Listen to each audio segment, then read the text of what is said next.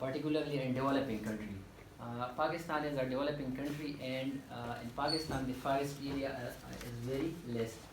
We have only 5% area under the forest, and most of forests in Pakistan are located in the hilly area, in the northern area of the country. You can see here from the image here, the green color represents the forest area which is confined mainly in the northern part of the country. These are the hilly area in Pakistan, and these forests are under extreme pressure of deforestation because most of the local communities in these areas depend on forest for their requirements. The annual rate of deforestation in Pakistan is estimated in the range of 0.7 to 1.5%. In Pakistan, forest loss, wood harvest and carbon stock have been widely studied. However, studies linking carbon losses with deforestation and wood harvest are very few in Pakistan, and these studies are mostly local based and are at small scale. These studies, though, provided useful insights but not sufficient to capture the real picture in Pakistan. Therefore, we need a more comprehensive research regarding this field in Pakistan, particularly in our study area. This is particularly important in case of study area because in these areas, until recently, carbon losses associated with forest coal chain and wood harvest and their major driver are unknown.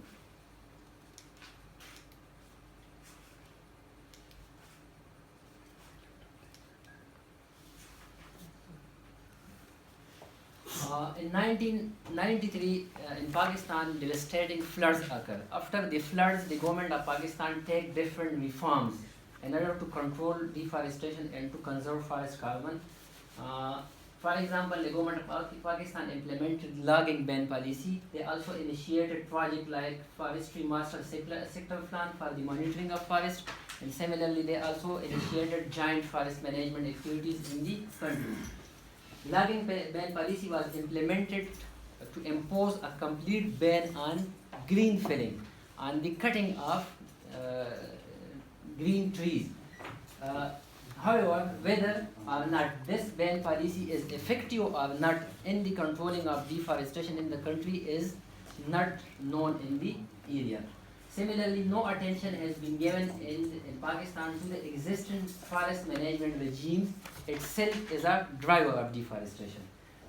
Therefore, we conducted the present study to answer the following question: that what are the carbon dynamics in the study area, what is the extent and rate of deforestation and their major drivers, how much wood is harvested in the area each year, what are the integrated carbon losses related to deforestation and wood harvest, and what is the trend in deforestation as a response to logging ban policy and management regime. So these are our 4 questions that we have answered in this research. The present study was conducted in the Malaccan Civil Division. The total area of the Hindu Kush region is about 3 million hectares. The elevation of the study area ranges from 450 to about 7,000 meters. The forest in the area extend over 1 million hectares, which is about 30% of the total land of this region. Mostly in the major forest type in the area includes the subtropical shale forest, moist temperate forest, dry temperate forest, and subalpine forest. Methodology: forest cover change detection, carbon inventory, and carbon losses assessment. For forest cover change detection, we use GIS and remote sensing techniques. We use different images of different fields. For example, we downloaded Landsat images of 1973, 1993 to 1990. Similarly, we downloaded images from 1994 and 2016. We process these images using different remote sensing and GIS techniques. Then we classified the images and find the forest cover change. Similarly, for forest carbon assessment, we use the available growing stock data as well as we conducted a detailed forest inventory. We laid out about 200 sample plots for measuring the carbon stock in the area. In each sample plots, we measure the diameter of tree and the height of tree for calculating above and below ground biomass carbon. Similarly, we also calculated the biomass carbon in understory vegetation. We also calculated the biomass carbon in later deadwood and cones. And we also calculated the soil carbon in each plot. For wood harvest related carbon emission, we collected information, the basic information from the respective forest department, and we estimated annual wood requirements per household in the area. After that, we gather information about the population growth from Pakistan Bureau of Statistics, and after gathering these information, we calculated annual wood harvest from the forest. Using IPCC guidelines 2007, we calculated the carbon stocks in the forest. Similarly, the soil carbon was assessed using wall clear and black method. Population census data was obtained from Pakistan Bureau of Statistics. Carbon losses of deforestation was calculated using this equation, and similarly carbon of wood harvest was calculated by using this equation. Methodology. In this study, we also evaluate the effect of logging ban policy and management regimes on the rate of deforestation. For evaluating the effect of logging ban policy on the deforestation, we use remote sensing data. We compare the rate of deforestation before logging ban policy and after logging ban policy. Similarly, we also studied the we studied the management regimes and their effect on the deforestation rate. We studied existing management regime in our study area, and we also studied the management regimes in different parts of Pakistan which are located in Himalaya and Karakoram ranges. We further studied the management regimes in the Himalayan temperate biome of China, India, Nepal, Bhutan, and Myanmar, and compare the difference in the rate of deforestation with our study area with respect to their management regime. For comparison, we take 4 points. Number 1 is the degree of decentralization and policy implementation. Number 2 is local political and socio-cultural scenario. Number 3 is the scale of community participation and conservation. And number 4, the use of forest for economic growth versus sustainable management and conservation. So based on these 3 major factors, we evaluated the cross-border comparison. Results. The results showed that the average carbon value in the area ranged between 28 tons per hectare in agricultural land to 280 tons per hectare in dense forest. Overall, the mean carbon stock in in forest was calculated as 179 tons per hectare. Out of total carbon stored in the forest, 69% of carbon was stored in trees, while 25% carbon was stored in soil and 6% carbon was stored in the forest floor. The result further indicated that the conversion of forest land to other land uses resulted a net reduction of about 86% carbon in the forest land. Deforestation and their major drivers. The annual rate of deforestation was calculated as 0.89% from 1970 to 2018. The major drivers of deforestation including agriculture and settlement expansion, which was responsible for about 40% of deforestation. Similarly, illegal cutting was another major cause of deforestation. Weak law enforcement, community and conservation exclusion, the dependency of local people on forests for fuel, domestic timber and other livelihood, livestock raising and wherever, among the other major drivers of deforestation. These are the different drivers. You can see that local people, mostly 60% of local people fulfill their fuel requirements from the forest. You can see the scale of biotic pressure on the forest. Here you can see that 76% of people they fulfill their requirements for livestock grazing on the forest. Similarly, here you can see that about 17% of local people, 16.5% people depends on forest as a major livelihood source. After agriculture and livestock, forest is the third major livelihood source to local community, which means that there is a huge pressure on forest in terms of utilization. This one you can see the fodder sources, about 36% of people fulfill their fodder sources from the forest. harvest. Wood is harvested in the area basically for three purposes. One is for fuel wood, one is for commercial harvest, and one is for domestic harvest. The total amount of wood in the region is the annual wood harvest in the region was estimated at about 0.2 million meter cube per year.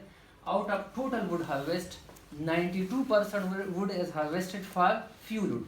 Similarly, only 5% wood is harvested for commercial purposes and 3% wood is harvested for domestic purposes.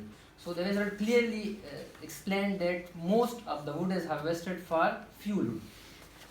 Wood harvest is significantly affected by population growth. When population is increasing, the wood harvest also increases. You can see the correlation analysis. There is a strong linear correlation between wood harvest and population growth, and the value of R-square is about 0.97. So it means that wood harvest is the function of population growth. These are the year-wise trends in population and wood harvest. You can see from this figure that population is increasing linearly, and in future it will increase without counter mechanism approaches. And this is year-wise wood harvest trend and wood harvest. With increasing population, the wood harvest is also increasingly, and it will increase in future. If we don't take suitable measurement, controlling measurement, it will increase in future. Carbon losses. The annual carbon losses of deforestation was estimated at 0.11 million tons per year. The annual carbon losses of wood harvest was estimated at about 0.10 million tons. The total carbon losses of deforestation and wood harvest was estimated at 0.21 million tons per year. Deforestation share the maximum amount of carbon losses. 52% of carbon loss occur due to deforestation, while 47% of carbon losses occur due to wood harvest. Only 0.6% commercial harvest was responsible for only 0.6% of carbon losses, and domestic harvest was only responsible for 0.4% of carbon losses. The result further indicated that the area is accumulating a carbon, sequestering carbon at the rate of 0.16 million tons per year, which shows that the forests are acting a net source of the carbon. Under the existing deforestation and wood harvest scenario, the area is acting a net source of carbon rather than sink of carbon. Year-wise trend in carbon losses, you can see that carbon losses is the function of population growth. With increasing population growth, carbon losses of wood harvest also increases. Similarly, the trend also show a linear trend. With increasing population growth, the carbon loss is also increasing, and in future it will also, the increasing trend will continue. Effect of logging ban on the rate of deforestation and carbon losses. In this section, we evaluated that whether the logging ban policy or ban on cutting of tree is effective or not effective in controlling of deforestation and carbon losses. Despite logging ban policy, we recorded a higher rate of deforestation as compared to pre-ban period. Pre-ban annual rate of deforestation was estimated at 0.79%. In other words, it means that before ban, the forest area is declining at the rate of 7,900 hectares per year. After ban, the rate of deforestation increases from 0.79% to 1%. It means that the forest area after ban is decreasing at the rate of 10,000 hectares per year. The post-annual rate, before ban, the annual carbon emission was estimated at 1.16 million tons, and after ban it was 1.48 million tons. So these results clearly highlighted that the logging ban policy in the area is not effective in controlling the rate of deforestation. Why logging ban policy is not effective? There are certain reasons. For example, one, logging ban policy shifted the pattern of forest conversion from higher elevation to lower elevation.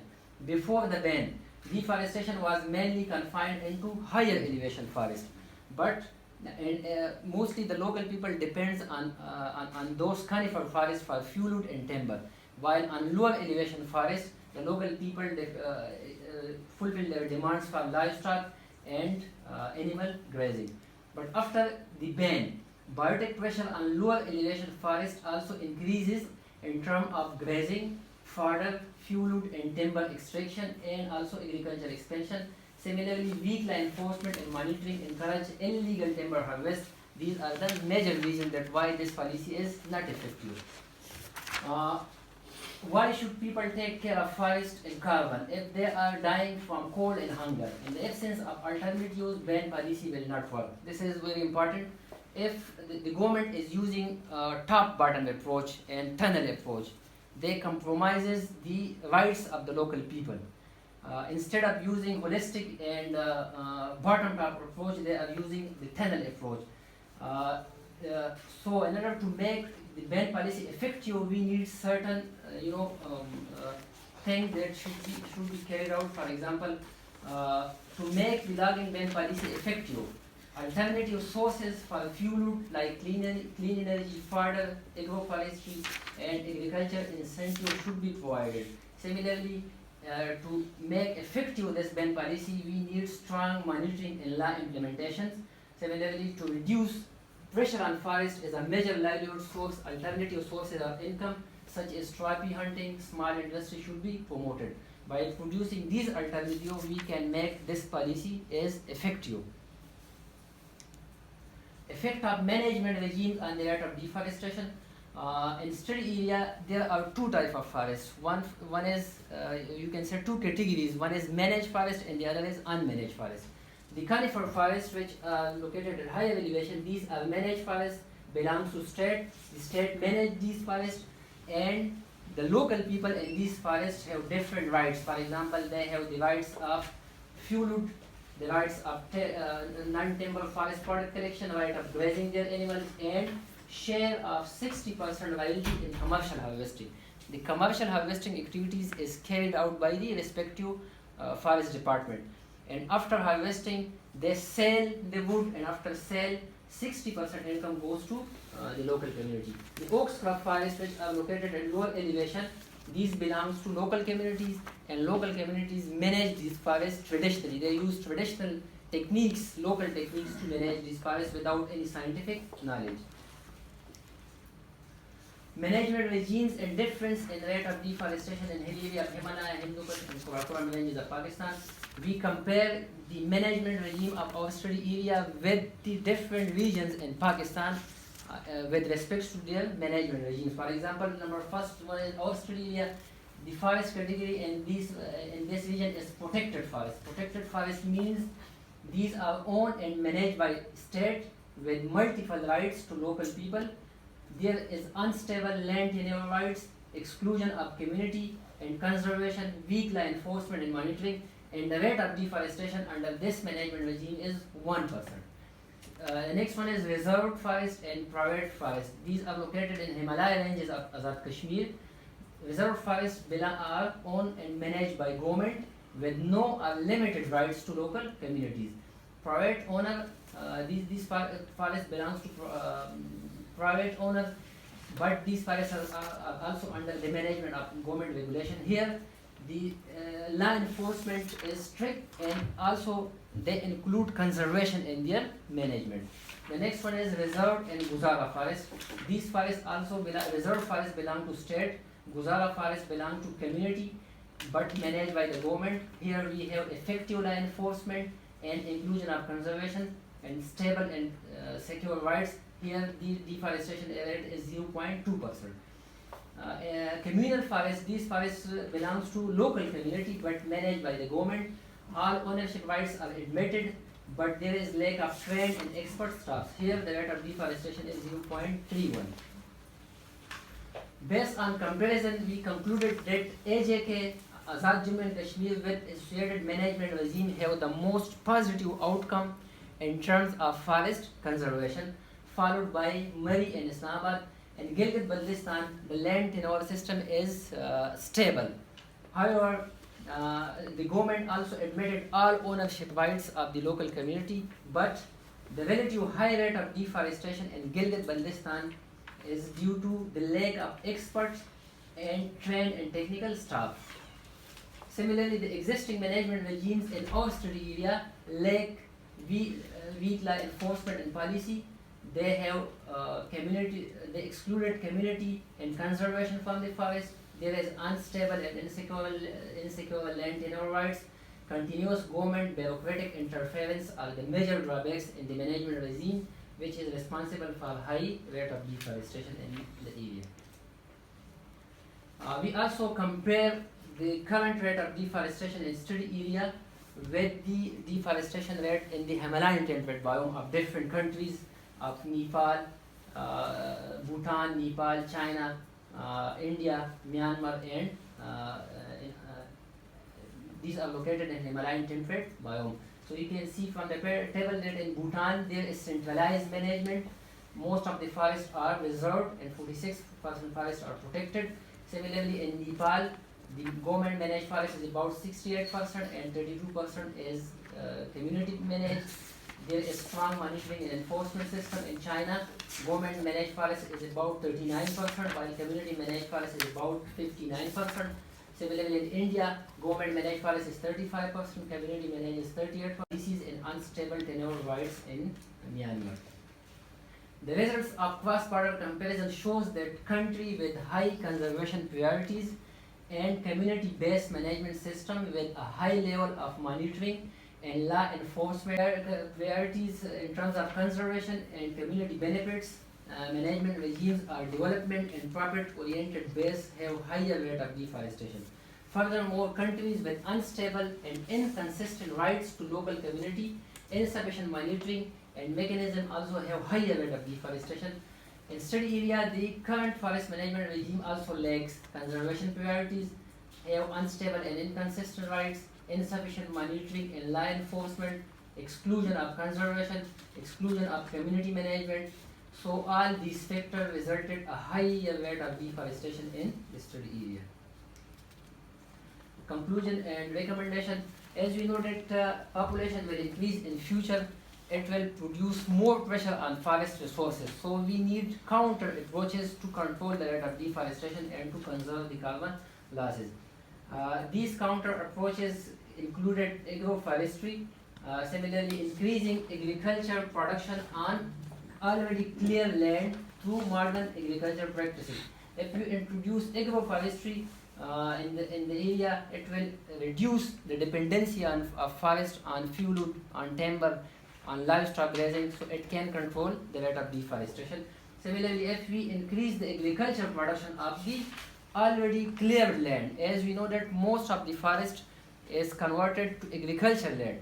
So if we increase the agriculture production by using modern resource technologies, we can say conservation resource technologies, so we can decrease pressure on forest.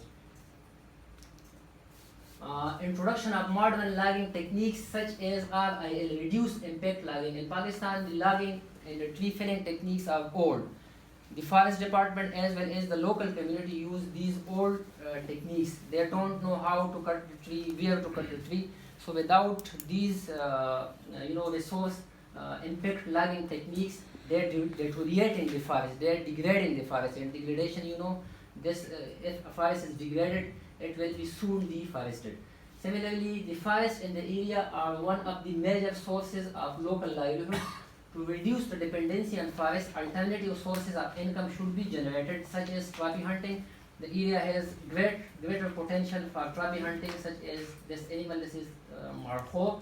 If we initiated activities like this, we can increase the local economy, it will decrease pressure on forest. Similarly, if we develop ecotourism, these areas have very scenic potential for tourism.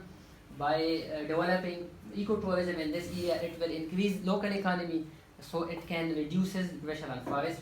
Similarly, if we promote small industries like fisheries, poultry, and if we promote medicinal plants and mushroom marketing, we can increase the local economy. That will ultimately reduce pressure on the forest. Development of alternative energy sources such as water, wind will reduce will reduce pressure on forest. As I told you that 98% of wood is harvested for fuel, which is responsible for about 47% of carbon losses. So if we produce alternative sources of energy, if we produce energy from the sun, energy from the water, so we can potentially reduce the rate of deforestation in these areas. The establishment of protected area can be helpful in controlling forest cover loss and to enhance forest carbon, as it is globally known that those area or those regions where we have more protected area, there is less rate of deforestation. So if we increase the number of protected area in those regions, currently we have only one protected area in the whole Hindu-Kush Himalaya ranges. If we increase the area and number of protected area, we can reduce the rate of deforestation. Inclusion of conservation and community-based management with sufficient monitoring and law enforcement into existing management regimes are also needed in order to control effectively the rate of deforestation and to conserve the forest carbon losses in this area. These are the publications, some are published and some are in process. Thank you for some questions. Okay, thank you. Next, the community member will ask you some questions and comments, or citizen member and respond to every question and comments later. First, please, please. 这是你先开始。英语发音不太好，我在 office。基本上就是他这个其实挺有意思的，当然我就结合实际的一个实际一点，就是这个颁布了这个禁伐令之后，看这个森林探索量是不是在那个有一量，结果禁伐了之后，森林毁林还加速了。加速，但我问他倒不是说禁伐本身促进了加速。 是因为它人口还在持续增长，那人口他们的发展中国家这种低端需求，就是生存，烧那个大。Your title, the Chinese title and the English title are different. Okay. I don't know why. Also, I have suggested the titling should include the driver and the strategy, right? Entitled? The title, yeah, your title. Yeah, entitled Include the drivers, the keywords, drivers, oh. and strategy. Okay. It's the first suggestion. Second is the study area. The study area should give an explanation of the forest, different forests. You taught us that the elevation is different. Yes. From high to the low, the forest is different. Yes. What kind of different forest you should give us explanation? This is the second suggestion. Also, the annual precipitation is different, so this must cause the difference of the forest type. So you should give the data about the government forest, the community forest. This is the second suggestion. And the third suggestion is you talk under analysis many drivers. What is the most important driver? Population, fuels, and all the management region. Yes. Yeah, you should give us. And also, this is related to the strategy. You taught us many recommendations. But up to now, what is the most effective recommendation or strategy to solve the problem, the carbon loss of the deforestation? So this is my four suggestions. Oh. Okay, no problem. It will improve the quality of the. Yeah. ，very interesting。后面跟上去，要不现在你还是回来，别人没有问题，我们没有建议啊，就是好的建议。And I'm very interested in it, and I think this is very good, and the result is very new. But I still have some questions about it. One is a thing I want to know about the the population, your population structure in each sector, such as some people work for the farmer, some people maybe for the forest farmer, and maybe some for the industrial. What is the balance? Different. And second is about the people's depending on the forest. I'm not quite sure the population in here all depend on the forest in here. Yes. It's very very strange. So in Pakistan, the urban population is more as compared to rural population. Most of the people are living in urban areas, and I presented in my presentation that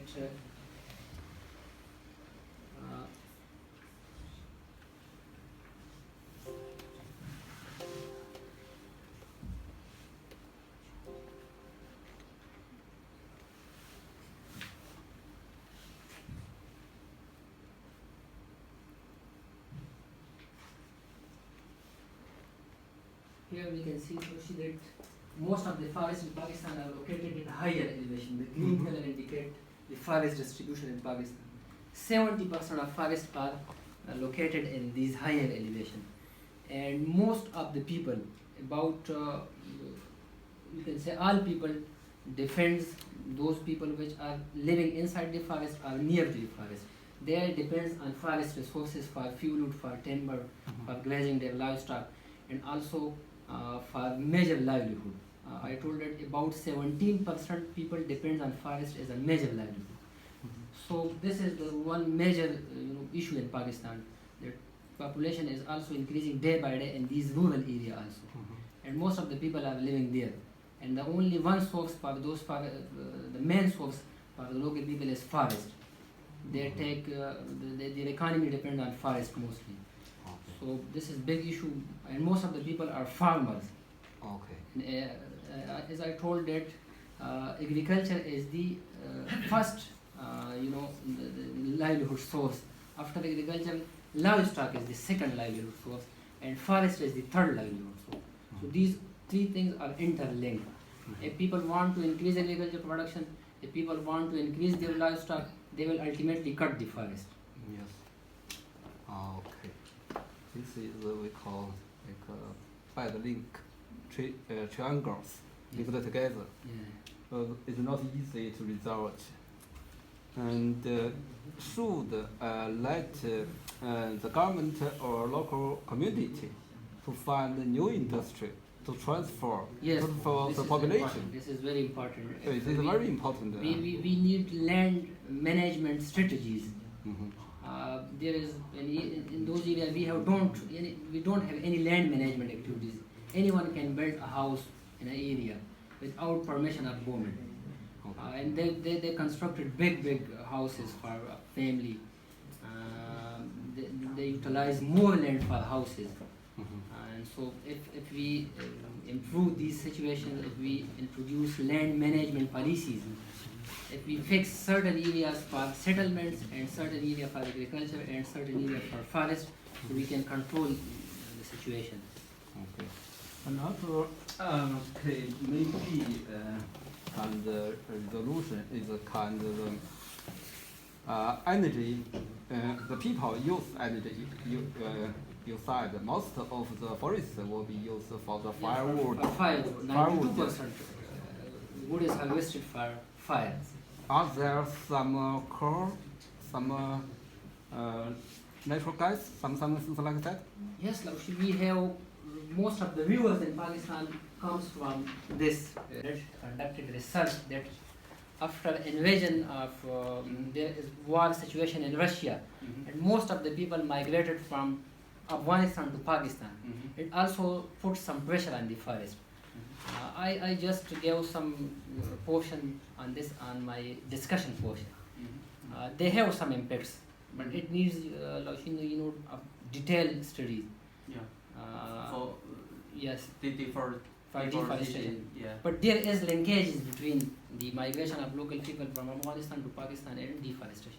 We have some sort of studies, but they are just some baseline studies, Mhm. not in detail. Mhm.